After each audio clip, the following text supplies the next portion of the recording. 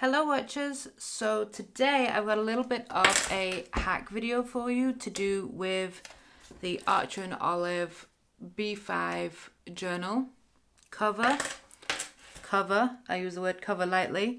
For those of you who have not seen the unboxing video, to realise that I was extremely disappointed by it, and I'm about to show you why. As I said, it's supposed to be a cover. It does not cover.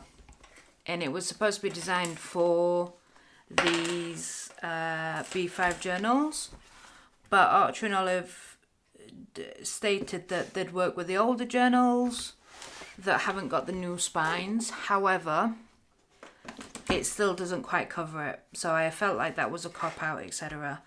But this video is about the hack, not, well, hopefully the hack that's going to work. Not the actual disappointment, because I don't want to keep going over that.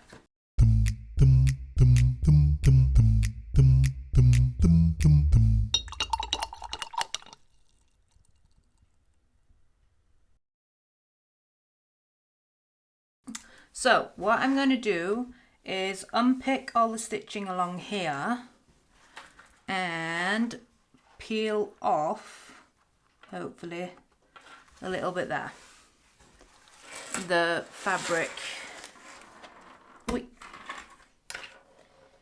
on here, because I'm hoping that's just glued, not stitched, but we'll see. Let's unpick this line here. So I'm literally just going to take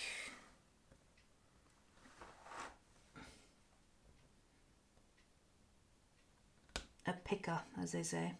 Be very careful with it not to get the fabric, and then just go all the way along and unpick each one. This may take some time.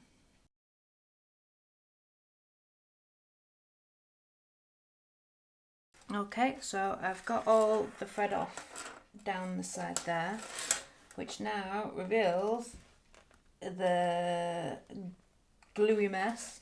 But this is actually folded over. I thought it was two pieces of fabric, but no. It's folded over, so what I'm going to do is I'm going to cut along the edge of the fabric as neat as I can with a scalpel. And hopefully this is going to work.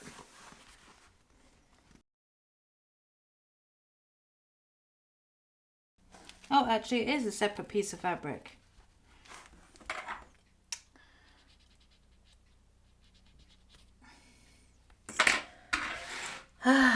Me and my little brain. It is actually a separate piece of fabric underneath. I'm just too dumb to realise that. So, now we've made a complete mess of this, but don't worry, we shall be able to fix it. So hopefully glue that back down.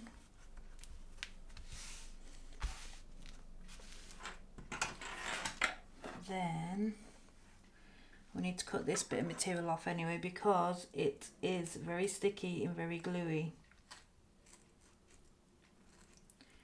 We don't really want that on our fabrics.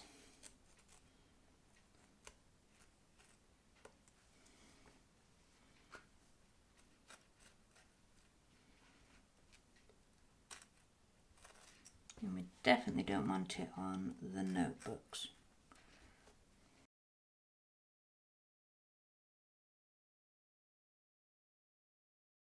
Yep, so what I'm going to do, now that we've got this bit, just sticking the threads back underneath. Right, so what I'm going to do is I'm going to stitch it along. I'm going to copy the same stitches here by hand and go. I'm going to start this way, go that way, then go that way again, and then I'm going to go down here as well to make sure this bit of the fabric stays underneath. So then hopefully what's going to happen is the back page of the notebook can overhang maybe a little bit, or maybe just be perfect. and then flip over, so then it gives it a little bit more room. So in fact, let's see if we can try that a little bit.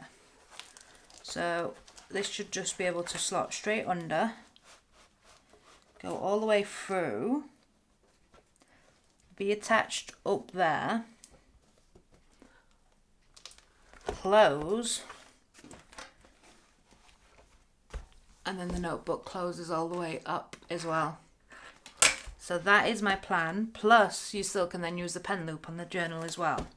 So this is what they should have done anyway, or just simply make this a little bit longer and have more material there, but we live and we learn. So now I'm going to stitch along there. As I've said, I'm just going to trace the stitching that's already there because I am not a sewer. I cannot tell you how bad I am at all. I mean, I can cross stitch, but that's because it's keeping to a pattern and you've got little holes to put things in, so it can be so neat. But just freehanding I'm not, so I'm going to trace along here with just some cotton thread and a little needle. So again, that is going to take some time. So let's get into it.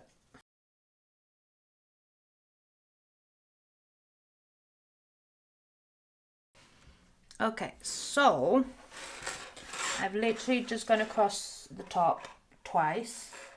So now it sort of opens like that. It's really strong as well. And from the clip before, you could see that I was stitching underneath, so I didn't go through the leather.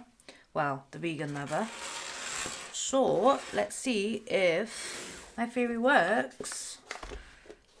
Hopefully it does. So it just literally slots through. It goes in very easily. You can see the pen loop. Just pops out a little bit there. We close it. And voila! It closes properly.